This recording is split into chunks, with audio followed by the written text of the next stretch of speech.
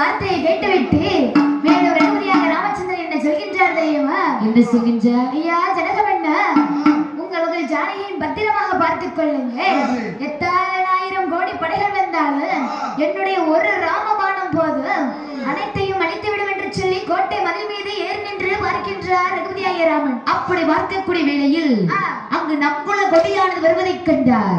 சூரிய கொடியானது அங்கும் இங்கும் அசைவதை பார்த்தார் ரகுபதியாகிய ராமன்.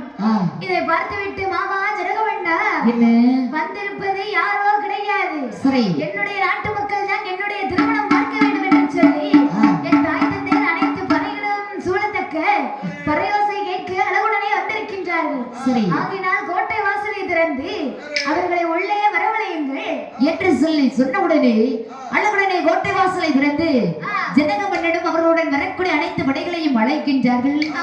அப்படி அழைத்து வரக்கூடிய வேளையில் பார்த்தார்கள் கோசலை கைகேசி சுமித்திரன். என்னம்மா செய்கின்றார்கள்? இனி நாம் மருமகளை பார்க்க வேண்டும் அல்லவா என்று சொல்லி மருமகள் இருக்கக்கூடிய கன்னி மாடத்திற்கு வருகின்றார்கள். கன்னி மாடத்தில் வந்து பார்க்கக்கூடிய வேளையில் கன்னி சீதாவோட அழகை பார்க்கிறாங்க. அழகை பார்த்துவிட்டு இனி சீதை ஏதாவது கொடுக்க வேண்டும் அல்லவா என்று சொல்லி கோசலையானவள் என்ன பொருள் கொடுத்தால் தெரியுமா? தன் கழுத்தில் இருந்த ஆபரணத்தை அப்படி கழட்டி கொடுக்கிறாள். கோசலைக்கவே கொடுத்து விட்டார்கள். இனி நாமும் காசுபட கொடுக்க வேண்டும் என்று சொல்லி 1000 பொன்பொருட்களை அழகுடனே கொடுக்கின்றார்.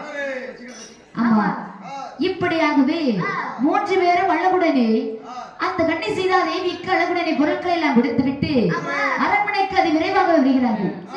ஐயா ஜனகமன்னா, நாங்கள் பெண்ணை பார்த்து விட்டோம், இனி திருமண ஏற்பாடுகள் எல்லாம் தடவலாக இருக்க வேண்டும் என்று சொல்லிவிட்டு அந்த மிதிலையிலே அழகுடனே திருமண ஏற்பாடுகள் நடைபெற்றுக் கொண்டிருக்கிறது.